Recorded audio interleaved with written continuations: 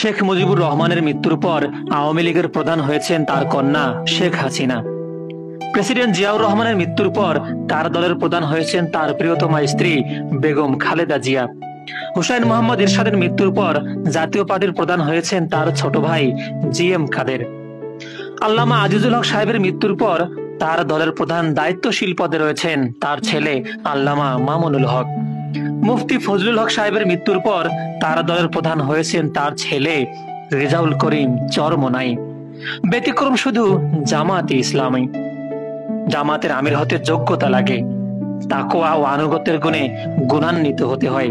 আর এই কারণেই গোলাম আজম, মতিউর রহমান নিজামী, মকবুল আহমদের মৃত্যুর পর তাদের কোনো পুত্র, স্ত্রী বা ভাই জামাতের আমির হতে পারেনি। আর এটাই বাস্তব, এটাই সত্য। জামাতের আমির হতে লবিং লাগে না, লাগে শুধু যোগ্যতা, তাকওয়া ও আনুগত্য।